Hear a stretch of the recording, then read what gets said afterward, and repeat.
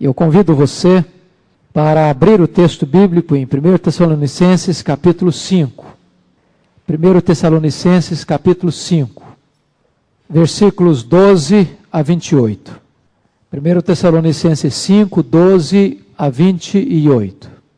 Agora vos rogamos, irmãos, que acateis com apreço os que trabalham entre vós e os que vos presidem no Senhor e vos admoestam, e que os tenhais com amor em máxima consideração, por causa do trabalho que realizam. Vivei em paz uns com os outros. Exortamo-vos também, irmãos, a que admoesteis os insubmissos, consoleis os desanimados, ampareis os fracos, e sejais longânimos para com todos. Evitai que alguém retribua a outrem mal por mal. Pelo contrário, segui sempre o bem entre vós e para com todos. Regozijai-vos sempre. Orai sem cessar. Em tudo dai graças, porque esta é a vontade de Deus em Cristo Jesus para convosco. Não apagueis o espírito. Não desprezeis as profecias. Julgai todas as coisas. Retende o que é bom. Abstende-vos de toda forma de mal. O mesmo Deus da paz vos santifique em tudo, e o vosso espírito, alma e corpo sejam conservados íntegros e irrepreensíveis na vinda de nosso Senhor Jesus Cristo, fiel ao que vos chama, o qual também o fará. Irmãos, orai por nós. Saudai todos os irmãos com ósculo santo. Conjuro-vos pelo Senhor que esta epístola seja lida a todos os irmãos. A graça de nosso Senhor Jesus Cristo seja convosco. Amém. Nós vamos meditar sobre o tema como cultivar relacionamentos saudáveis na igreja. Esse é o tema para o nosso estudo nesta noite. Uma das figuras prediletas do apóstolo Paulo para a igreja é a figura da família. Tanto é fato que Paulo usa a palavra irmãos nas suas cartas cerca de 60 vezes. E só nestas duas cartas aos Tessalonicenses, ele usa a palavra irmãos 27 vezes. Ele entende que a igreja é uma família. E certamente não há família saudável sem relacionamentos saudáveis. Certamente, depois de falar da esperança da vida futura, e depois de falar da volta de Jesus e como nós devemos nos preparar para a vinda de Jesus, Paulo vai tratar na conclusão desta carta de alguns aspectos práticos, de como a igreja devia viver como família até a volta de Jesus. E no texto lido nós vamos focar 4 pontos, 4 aspectos, 4 verdades. Primeiro aspecto é a relação dos crentes com a liderança da igreja. Segundo, a relação dos crentes entre si. Terceiro, a relação dos crentes com Deus. E em último lugar, a relação da liderança com os crentes. Então esse texto vai nos apontar essas 4 grandes verdades. Vamos olhar então o primeiro ponto. A relação dos crentes com a liderança da igreja. Versículos 12 e 13. Agora vos rogamos, irmãos, que acateis com apreço os que trabalham entre vós, os que vos presidem no Senhor e vos admoestam, e que os tenhais com amor em máxima consideração, por causa do trabalho que realizam. Vivei em paz uns com os outros. Veja você 2 atitudes fundamentais que Paulo destaca nesses 2 versos. A primeira atitude é que os crentes devem acatar com apreço os líderes espirituais da igreja. Veja você que Paulo se dirige à igreja chamando os crentes de irmãos. E ele faz um apelo para eles, em vez de dar uma ordem para eles. E eu penso que aqui está um princípio. Porque um líder sábio não troveja as suas ordens, ele suplica com doçura. Paulo se dirige àqueles irmãos fazendo um apelo e não dando uma ordem. E você percebe que a razão pela qual os crentes devem acatar com apreço os líderes espirituais é por causa do trabalho que eles realizam. O foco não é a pessoa do líder, não é a posição do líder, mas é o trabalho do líder.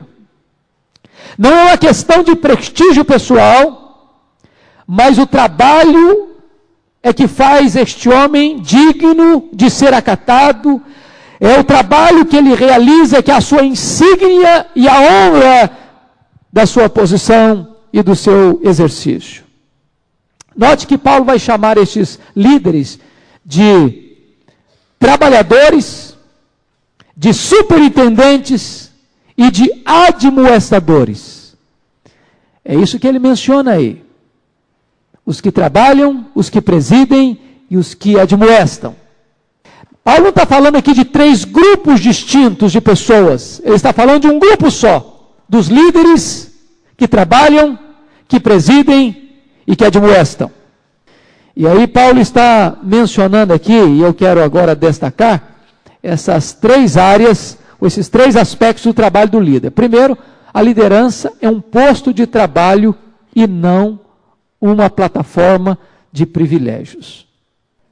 É muito importante entender isso sobre liderança. Ele diz: vos rogamos, irmãos, que acateis com apreço os que trabalham entre vós. Note você, que este é o entendimento bíblico sobre liderança. Não é uma posição de destaque, não é um pedestal de glória, não é uma posição de honra, de mando, de governo, de autoridade no sentido apenas de exercer uma autoridade, exercer um domínio, mas basicamente o entendimento de liderança na Bíblia é alguém que está a serviço. No reino de Deus, a pirâmide está invertida, maior é o que serve. O líder não é aquele que tem muita gente a seu serviço, o líder é aquele que se dispõe a servir a muita gente. Esse é o entendimento bíblico. E a palavra que Paulo vai usar para trabalhar aqui no verso 12, os que trabalham, é uma palavra grega muito importante, é trabalho tanto braçal, físico, quanto trabalho de mente. Mas esta palavra é sempre usada na língua grega para um trabalho exaustivo, para um trabalho extenuante, para um trabalho que exige todas as suas energias, todas as suas forças, todo o seu vigor. É aquele trabalho que deixa você exausto, esgotado, física e mentalmente. Esta relação da liderança com os líderes é muito importante. Porque uma coisa é o líder liderar e trabalhar com alegria. Outra coisa é o líder trabalhar gemendo. Notem isso. A liderança cristã na igreja, o que cansa, o que dói ou o que exaure a liderança, não é propriamente o trabalho, mas são as circunstâncias ou as situações que drenam as forças, que roubam as energias, que tiram o entusiasmo. Olha o que Hebreus 13:17 diz: obedecei aos vossos guias e sede submissos para com eles, pois velam por vossa alma como quem deve prestar contas, para que façam isto com alegria e não gemendo, porque isto não aproveita a vós outros. Uma coisa é o líder fazer o trabalho gemendo, outra coisa é fazê-lo com alegria. E aí o apóstolo Paulo vai dizer que o líder espiritual é um servo, é um trabalhador, e ele está trabalhando entre os irmãos, e não acima dos irmãos.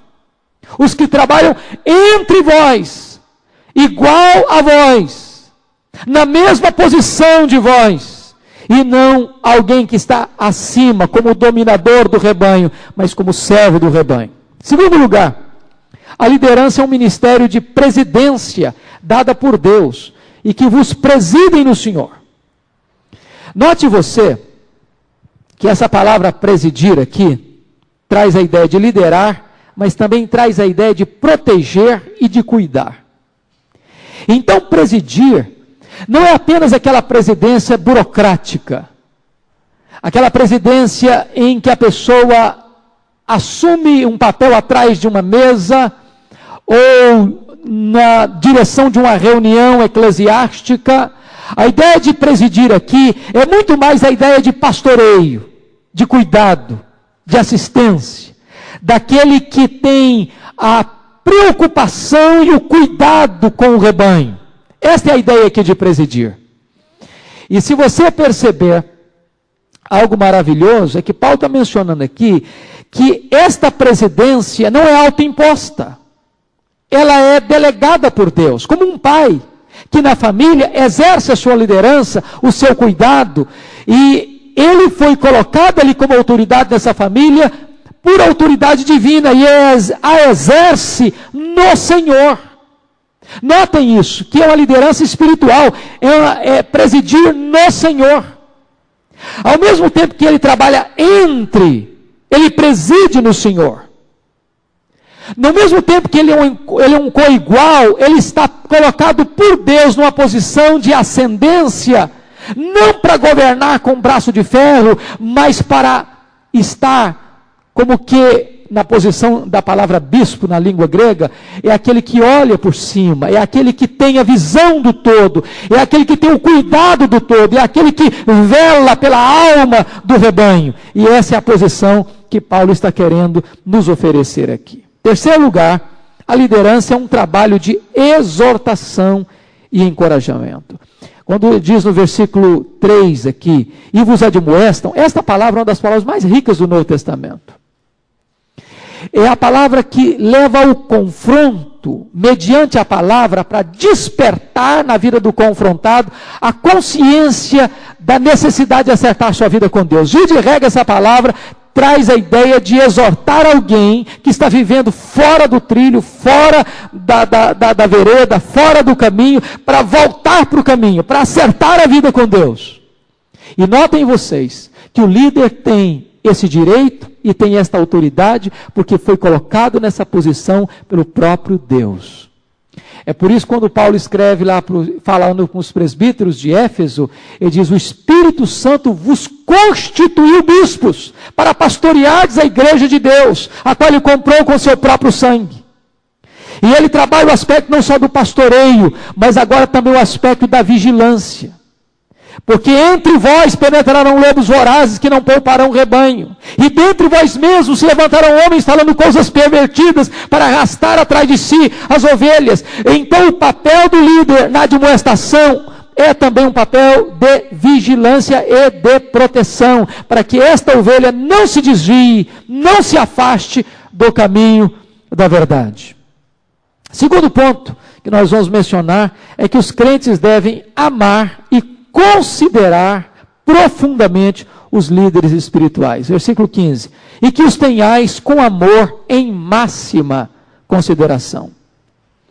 Note você que, novamente, a consideração que a igreja deve ter com a sua liderança espiritual não é por causa da posição, não é por causa do status, não é por causa do conhecimento, não é por causa de qualquer dote pessoal, não é por causa de qualquer dom que ele porventura tenha, mas é por causa do trabalho que ele exerce. Paulo de maneira nenhuma está ensinando aqui culto à personalidade, de maneira nenhuma Paulo está colocando aqui que um líder deve se colocar no pedestal e que as pessoas devem reverenciá-lo por causa da pessoa dele, do talento dele, dos dons dele, da capacidade dele. Paulo está dizendo que a igreja deve considerar a sua liderança em máxima estima por causa do trabalho que essa liderança exerce. A palavra que ele vai usar aqui no versículo 13, máxima consideração, é uma palavra que só vai aparecer aqui, e ela descreve um superlativo absoluto, porque essa palavra recebe uma preposição hiper. Você sabe que a preposição hiper é de grande, de máximo, de imenso, hipermercado, né? Um grande mercado. Estou hiper animado, estou animado demais. A palavra que ele usa aqui em máxima já era uma palavra no superlativo. Quando ele acrescenta essa preposição de prefixo hiper, ele está querendo dizer que a igreja deva ter numa consideração plena, absoluta, máxima, aqueles que trabalham na liderança, aqueles que foram constituídos por Deus como liderança espiritual na igreja. E agora Paulo vai dar uma palavrinha no finalzinho, muito importante. Viver em paz uns com os outros. Por que Paulo acrescenta esse conselho aqui? Paulo diz isso, irmãos, exatamente porque se os crentes falam mal de sua liderança espiritual, se os crentes não acatam a autoridade espiritual da sua liderança, a igreja vai viver em desarmonia e em murmuração. E agora Paulo não pede, agora Paulo dá uma ordem: vivei em paz uns com os outros. Nada destrói mais a relação e a comunhão da igreja do que a desarmonia. E um elemento produtor de desarmonia é quando os liderados não acatam a liderança, quando os liderados falam mal da sua liderança. E aí Paulo trabalha a necessidade dos irmãos viverem em paz uns com os outros, de pararem de reclamar, pararem de criticar e seguir as instruções daquela liderança. É óbvio que essa obediência à liderança é quando essa liderança está andando na verdade. O limite da obediência é exatamente enquanto a liderança for fiel às Escrituras. Nós temos dentro da nosso ritual de profissão de fé esta colocação. Nós fazemos essa pergunta a toda pessoa que vai fazer a pública profissão de fé e batismo. Você promete obedecer às autoridades constituídas da igreja enquanto elas forem fiéis às Escrituras? Nenhum membro de igreja, nenhum crente está obrigado a obedecer uma autoridade espiritual se ela se desvia da verdade, se ela se afasta da verdade, se ela não está mais debaixo da autoridade divina. A autoridade do líder não é autoridade própria, sempre é uma autoridade delegada, e ele só tem a bênção dessa posição de líder na medida em que ele está trabalhando debaixo da liderança de Deus, da autoridade de Deus, da verdade de Deus. O Warren Wiersbe diz uma coisa muito interessante. Ele diz: quando encontramos divisão e dissensão em uma igreja local, normalmente isso se deve ao egoísmo e ao pecado da parte dos líderes, ou dos membros, ou de ambos. Aqui Paulo está mostrando a necessidade de como os líderes devem tratar, como os crentes devem tratar a sua liderança espiritual na igreja. Vamos ao segundo ponto: a relação dos crentes entre si. Agora Paulo faz uma transição da maneira como os crentes devem tratar os líderes para a maneira como os crentes devem tratar a si mesmos, ou a relação entre eles mesmos. E ele vai mostrar a necessidade agora de que o cuidado da vida espiritual do rebanho não é apenas um cuidado da liderança, mas é um cuidado recíproco. Essa ideia de que apenas os líderes são responsáveis pela vida espiritual uns dos outros não é bíblica. A Bíblia ensina que nós somos capacitados por Deus para exortar uns aos outros, para aconselhar uns aos outros, para consolar uns aos outros, para cuidar uns dos outros, para encorajar uns dos outros, para servir uns aos outros, para amar uns aos outros. E esta é a ideia que Paulo quer passar aqui, neste texto, dos versículos 14 e 15. Na verdade, a função precípua da liderança é até mesmo equipar os santos para que eles realizem este ministério de uma maneira mais plena. Mas aqui no texto, Paulo vai mencionar para nós alguns aspectos, ou 6 atitudes que devemos ter em relação uns aos outros. E sobretudo, a algumas pessoas em especial dentro da igreja. Versículo 14. Exortamo-vos também, irmãos. Note você que agora não é mais uma relação dos crentes para os líderes. Agora a relação entre eles. Exortamos também, irmãos, a que admoesteis os insubmissos. Agora não são os líderes que vão admoestar os insubmissos, são os próprios irmãos. Então a primeira coisa que aparece aí, primeiro, os insubmissos devem ser admoestados. Na igreja de Tessalônica havia um grupo lá que era insubmisso ao ensino do apóstolo Paulo. Querem ver? Capítulo 3, versículo 6 da segunda carta. Paulo diz assim: nós vos ordenamos, irmãos, em nome do Senhor Jesus Cristo, que vos aparteis de todo irmão que ande desordenadamente e não segundo a tradição que de nós recebestes.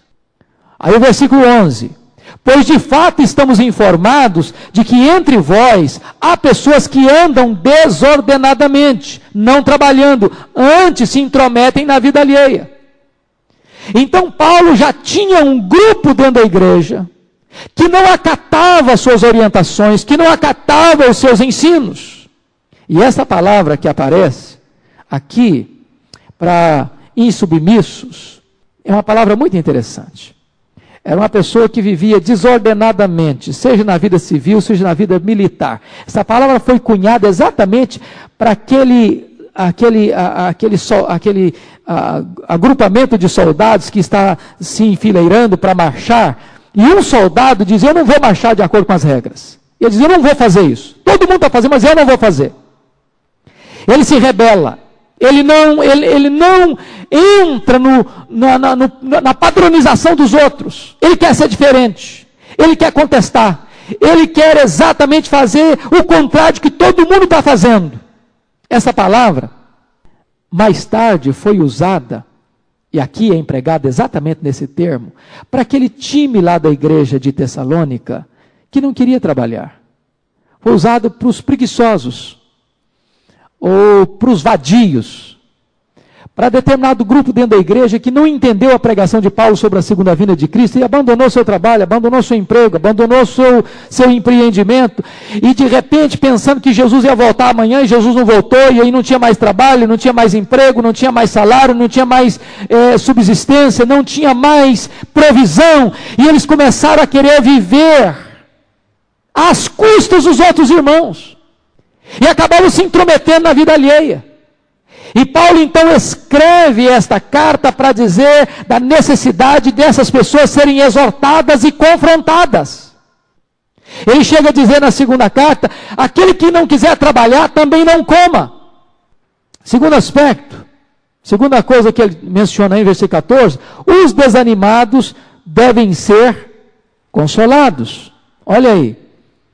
Consoleis os desanimados. Quem eram os desanimados aqui? Possivelmente essas pessoas aqui estariam se referindo àqueles irmãos que tiveram entes queridos, já partindo para a glória, morrendo, e eles estavam aflitos, eles estavam angustiados. Como é que vai ser? E eles estavam fragilizados com isso. A palavra que aparece na língua original é uma pessoa de alma pequena. É aquela pessoa que olha para a vida com óculos escuros. É aquela pessoa cuja tendência é ficar sempre olhando a vida com negatividade, com pessimismo. Qualquer empreendimento, não vai dar certo. Qualquer projeto, não vai funcionar. Qualquer avanço que você tem na vida, o desafio pessoal, no seu trabalho, não vai dar certo. Tem muita gente. Eu não vou fazer isso porque tem muita gente já fazendo. Não vai funcionar, não vai dar certo. Ele sempre aposta no negativo. Ele sempre acredita que vai dar errado. E Paulo escreve para dizer que estas pessoas deviam ser encorajadas, ou melhor, deviam ser consoladas. Deviam ser consoladas. O ponto que eu quero focar é que quando ele diz aí que devem ser consoladas, a palavra que aparece na língua original é uma palavra muito interessante que significa falar de perto. A maneira de você ajudar alguém que está desencorajado não é falar de longe, não é criticar, é você se aproximar. É você entender o que está na alma do outro, o que está no coração do outro, o que está na pele do outro, o que está na alma do outro.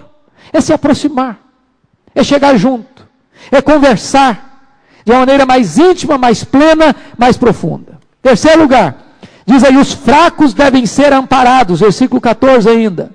Ampareis os fracos. Quem eram os fracos? Essa palavra fraco aqui pode ser fraco fisicamente, pode ser fraco moralmente, pode ser fraco espiritualmente. Possivelmente, Paulo esteja se referindo a dois grupos aqui.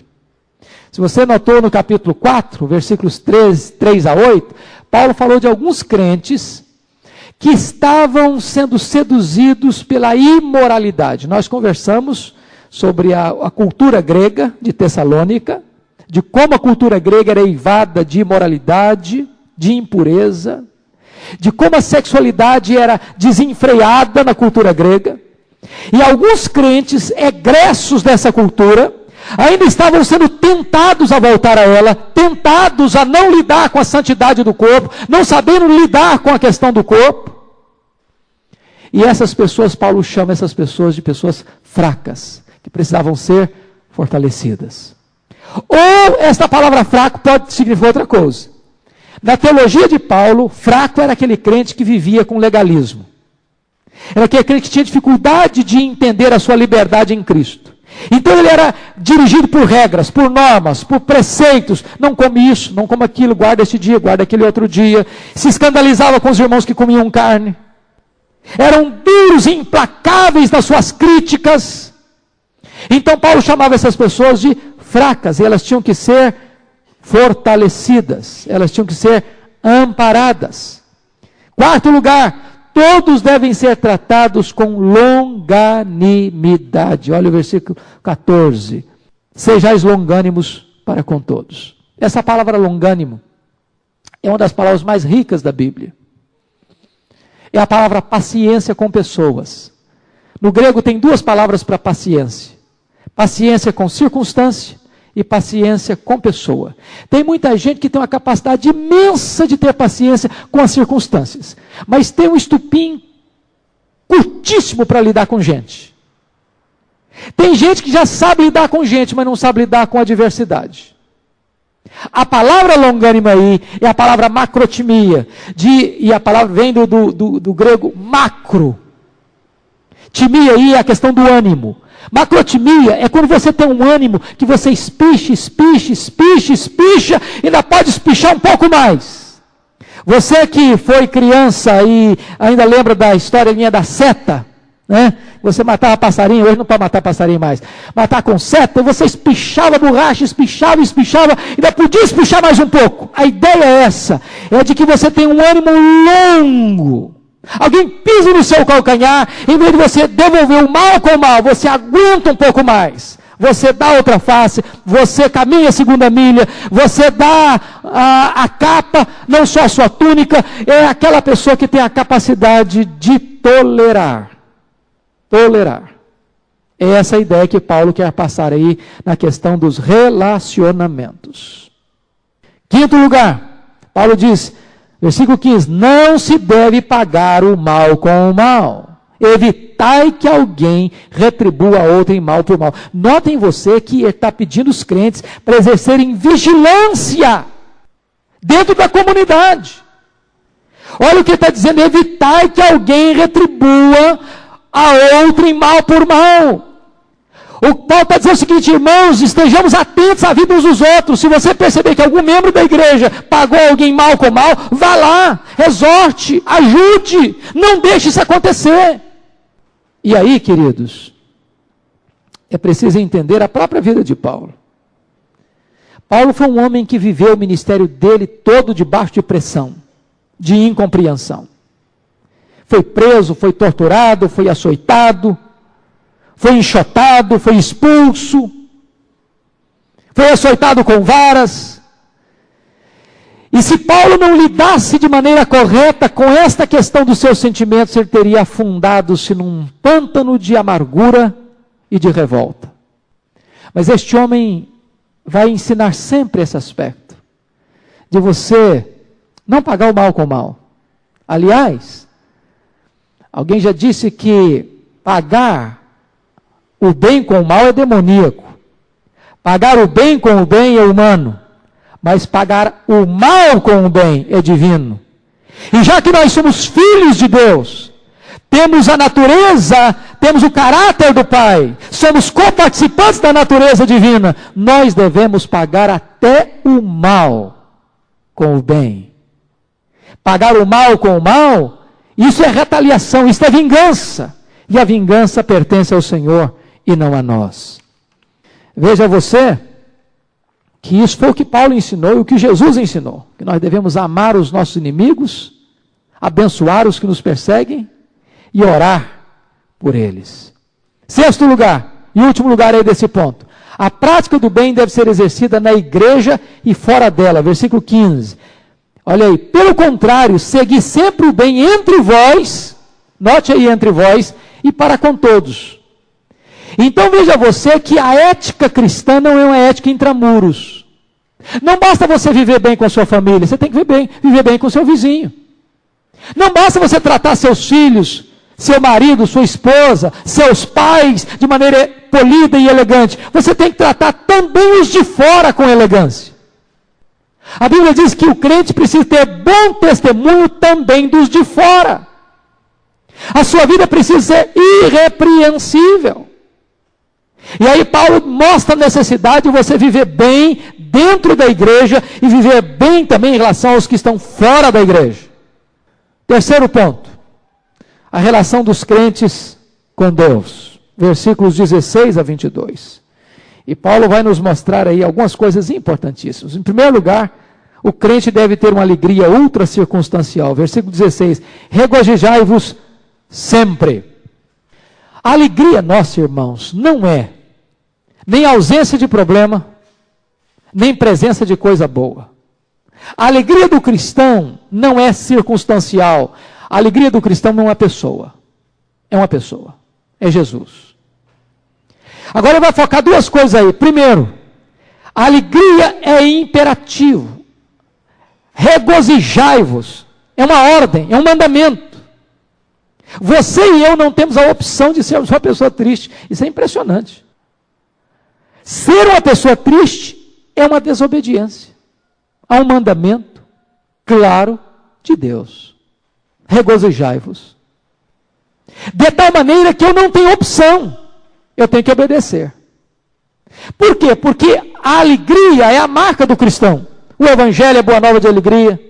O reino de Deus está dentro de nós, é alegria. O fruto do Espírito é alegria. A ordem de Deus é alegrai-vos. Então, é um imperativo.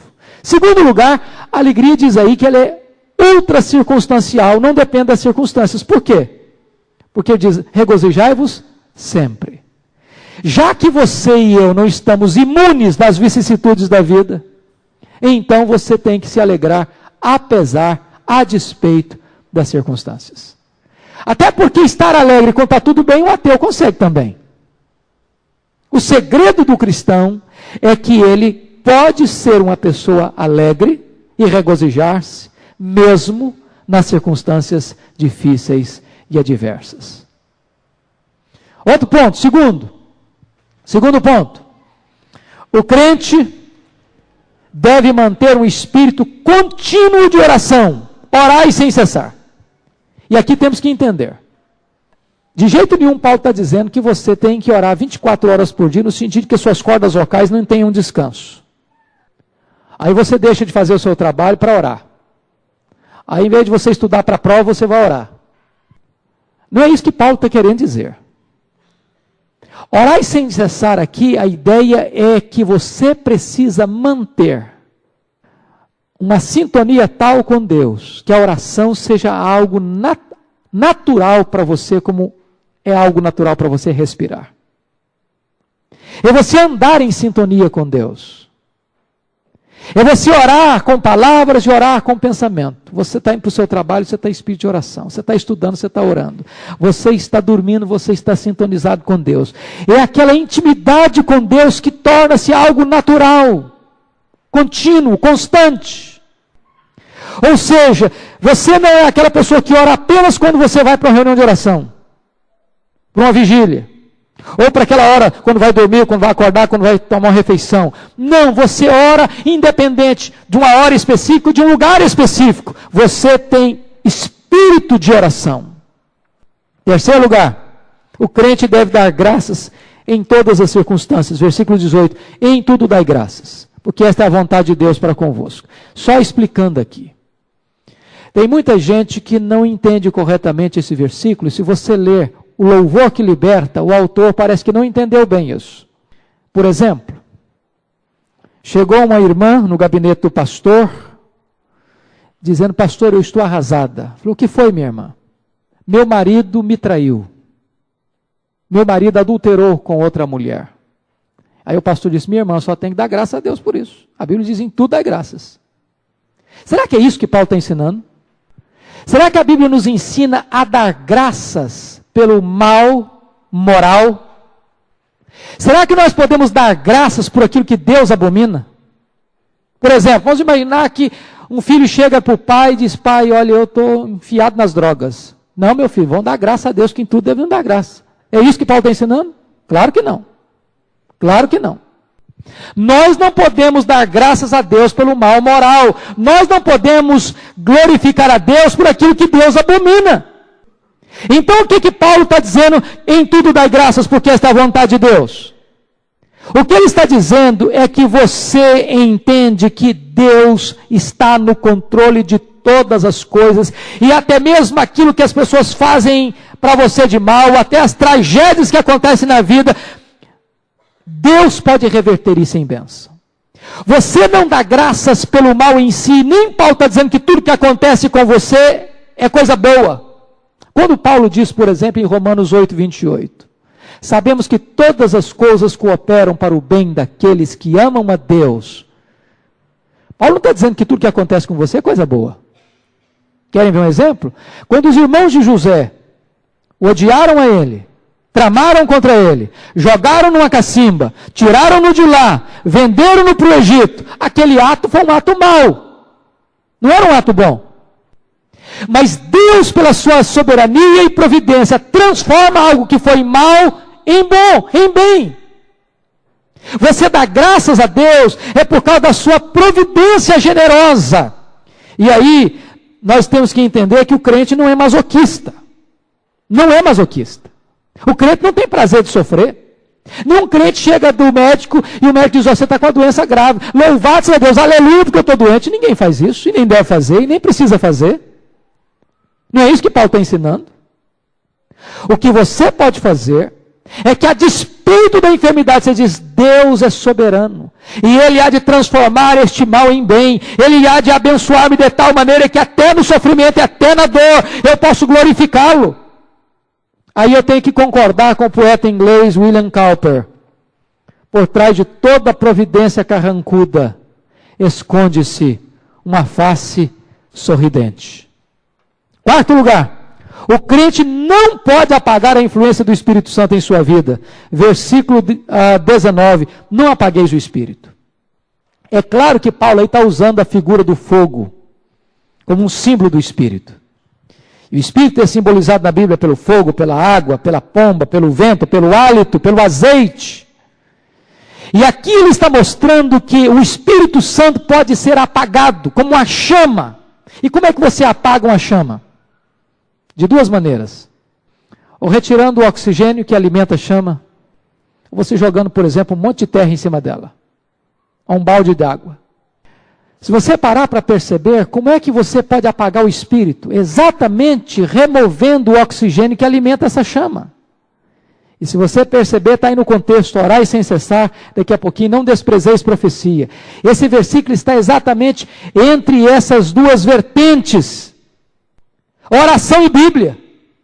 No momento em que você deixa de orar, no momento em que você deixa de se alimentar com a Escritura, você tira o oxigênio que alimenta a chama. E aí a chama apaga. Mas também essa palavra poderia significar outra coisa. Qual o contexto de apagar o Espírito aí? O contexto, irmãos, é o seguinte: você lembra que nesse ponto ainda, a Bíblia não tinha sido toda concluída. Por isso, e nós vamos trabalhar isso daqui a pouquinho, a profecia era revelatória. Era revelatória. Hoje nós não temos pregação revelatória mais. Nenhum pregador se levanta hoje dizendo o seguinte: Deus me revelou uma verdade nova, eu quero pregá-la para vocês. Não. Hoje a pregação é expositiva. Hoje a pessoa abre a Bíblia e expõe a Bíblia. Mas naquela época, quando os profetas se levantavam, quando os pregadores se levantavam, eles pregavam, e muitas vezes as pessoas não ouviam, não atentavam, não obedeciam, não acolhiam aquela palavra, e isso é apagar o Espírito de Deus. Apagar a influência do Espírito Santo de Deus. Ainda mais, pense você, que se o Espírito Santo é o santificador, como nós vamos olhar daqui a pouco, no versículo 23, que Deus é o Deus da paz, é o Deus da santificação, e é o Espírito que santifica. Então, quando uma pessoa anda deliberadamente no pecado, ela está apagando o Espírito. Ela está apagando o Espírito. O Espírito não é uma chama, o Espírito é uma pessoa. E aí, às vezes, a gente pensa que o Espírito Santo é como uma água, um azeite, um fogo, alguma coisa que vai enchendo um vasilhame. Não, o Espírito Santo é uma pessoa. Quando a pessoa não prepara o terreno para ele, não prepara a casa para ele, não tem um ambiente adequado para ele, ele deixa de exercer a sua influência. Quando você olha, por exemplo, Efésios capítulo 3, versículo 17, quando Paulo diz assim, habite Cristo no vosso coração, a ideia lá é que nosso coração é uma casa, e que nós devemos entregar para ele todas as chaves. Se existe alguma área da sua vida que não está debaixo do senhorio de Cristo, onde Jesus não tem a chave, onde ele não entra, onde ele não possa mudar os móveis de lugar ou jogar algum móvel para a rua, isso significa que você está apagando a influência do Espírito, você está desprezando a influência do Espírito na sua vida. Quinto lugar, o crente não pode desprezar as profecias. Eu reenfatizo aqui. Desprezar as profecias aqui, irmãos, no contexto da igreja tessalônica, era desprezar a pregação revelatória. Desprezar profecias para nós hoje é desprezar a pregação expositiva, ou melhor, desprezar a exposição da verdade de Deus. O dom de profecia era o dom mais importante da igreja primitiva. Paulo diz isso no capítulo 14, versículo 1 da sua carta aos Coríntios. Este dom tinha a função de edificar, de consolar e de instruir. E quando uma pessoa despreza a edificação, a instrução, a consolação emanada da pregação da palavra, ele está desprezando as profecias, ele está desprezando a palavra de Deus. Desta maneira, queridos irmãos, nós temos que entender aqui de o que está por trás aqui. E eu vou levantar uma questão aqui, eu acho que é muito importante. Onde Deus planta trigo, Satanás planta joio. Onde Deus edifica uma igreja, Satanás levanta uma sinagoga. Onde Deus capacita um obreiro para pregar a palavra verdadeira, Satanás levanta um pregador de enganos e de mentiras. Onde tem um obreiro legítimo, existe também obreiros fraudulentos. O que aconteceu na igreja tessalônica? Possivelmente, ao verem esta situação, alguns tomaram a decisão de desprezar as profecias. E eu estou seguro disso, estou convencido disso, de que esta não é a atitude mais sensata. Não é porque existe o erro que eu tenho que jogar fora a verdade. Não é porque existem obreiros fraudulentos que não existam obreiros verdadeiros. Não é porque existe pregação falsa que deixe de existir pregação genuína. E nós não podemos desprezar as profecias porque alguém usa mal esta pregação. Nós devemos estar agora usando outro elemento que Paulo vai mencionar para nós. Olha aí o sexto elemento. O crente precisa exercer discernimento espiritual. Versículo 21. Julgai todas as coisas, retende o que é bom. Então, longe de você pegar o pacote inteiro e jogar fora, de você rotular todo mundo do mesmo jeito, Paulo diz, exerça discernimento. E você só pode discernir se você conhece. Se você não despreza a profecia. Se você não despreza a palavra. Se você não despreza o conhecimento. Se você guarda o conhecimento. Então chega a hora em que você vai saber separar joio de trigo. O vil do precioso.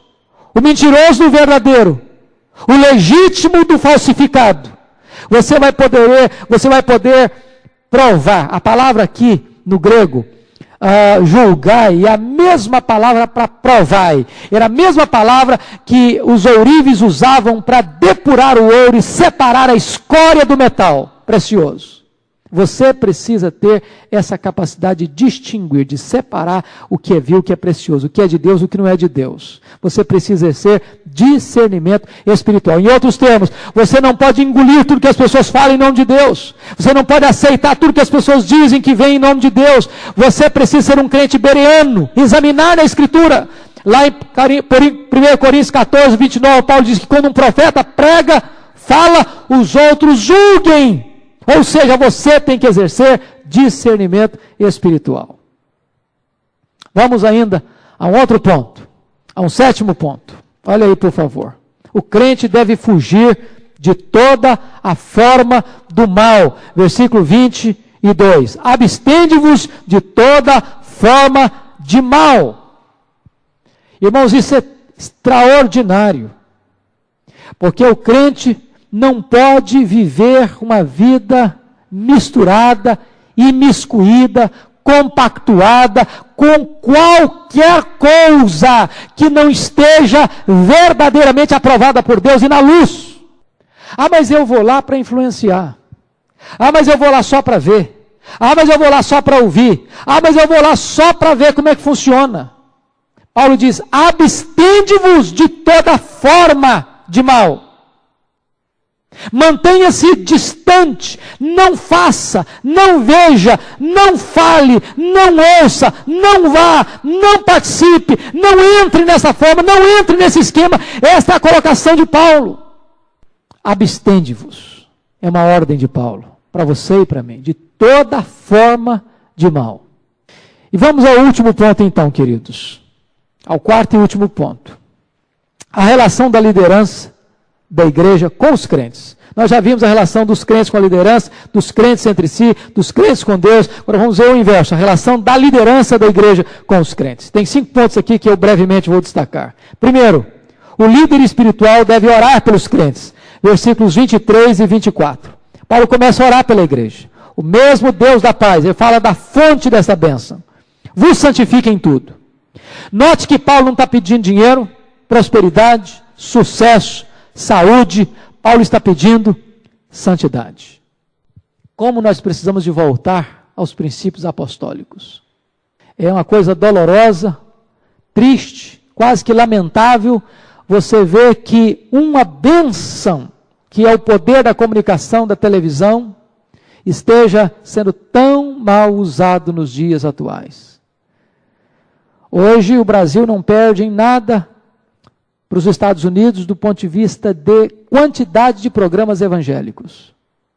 Qualquer hora, qualquer dia da semana que você ligar a sua televisão, você tem programas evangélicos. Mas poucos pregam a palavra de Deus.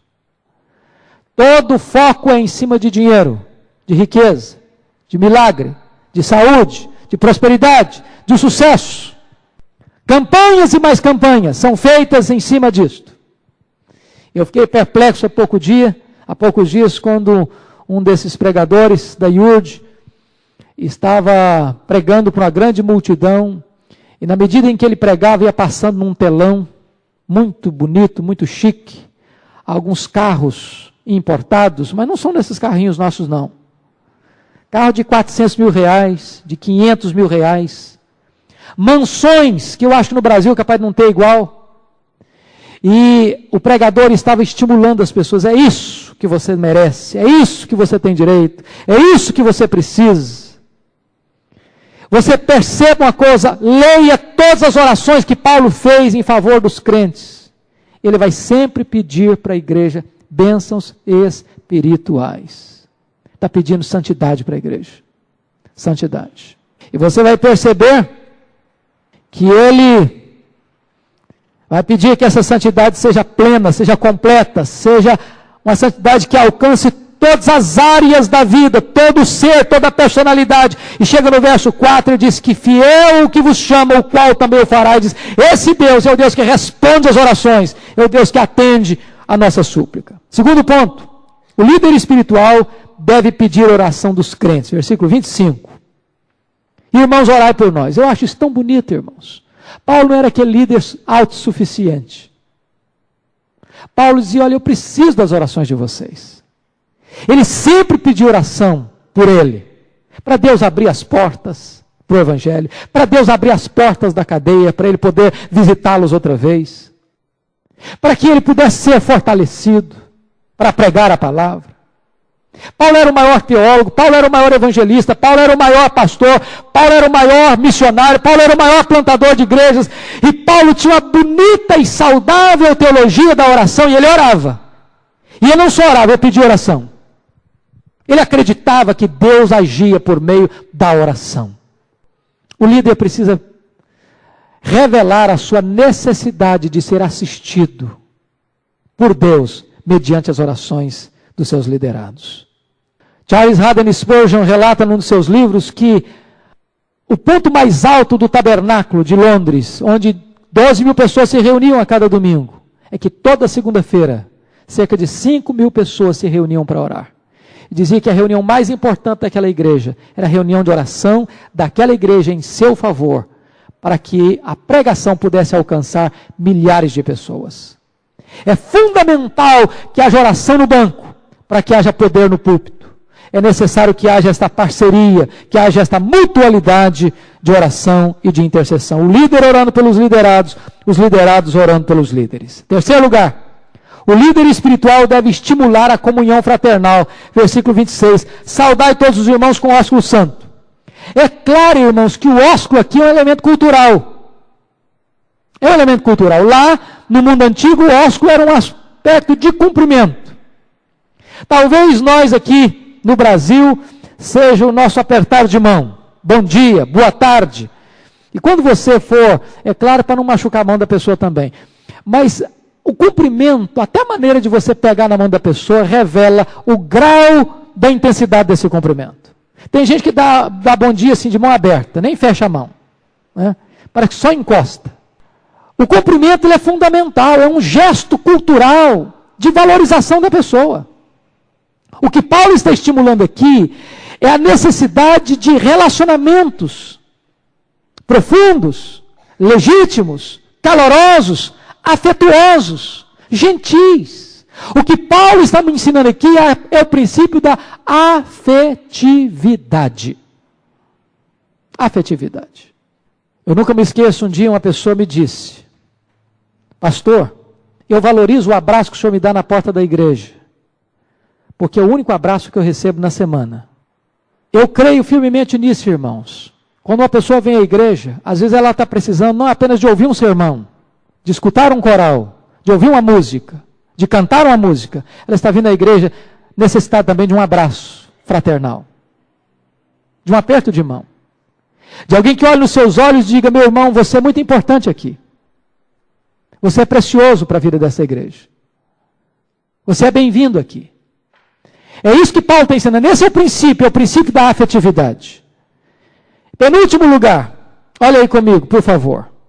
O líder deve esforçar-se para que todos os crentes sejam igualmente instruídos. Conjuro-vos pelo Senhor que esta epístola seja lida a todos os irmãos. Por que Paulo fala isso?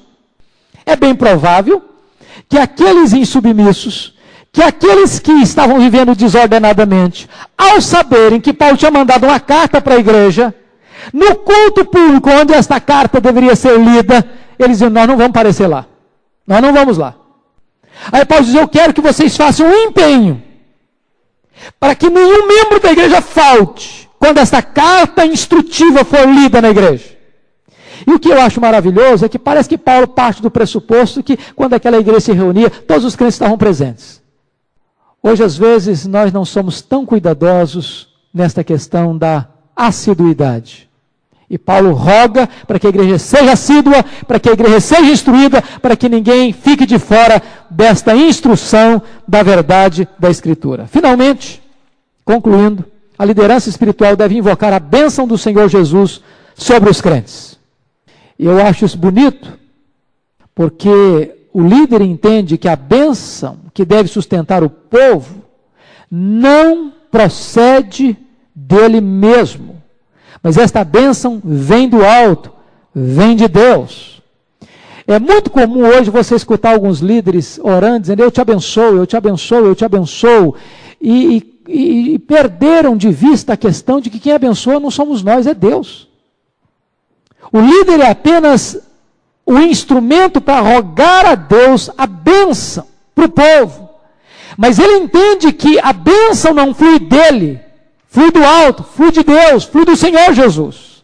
E ele está pedindo e rogando que esta bênção alcance toda a igreja. Irmãos amados, que Deus nos ajude para que os nossos relacionamentos sejam saudáveis. Relacionamento dos liderados para a liderança. Relacionamento dos crentes entre si, dos crentes com Deus e dos líderes com os crentes. O círculo se fecha. E eu espero em nome de Jesus que estas instruções finais desta carta, tão práticas, possam enriquecer o nosso coração, abençoar a nossa vida, em nome de Jesus.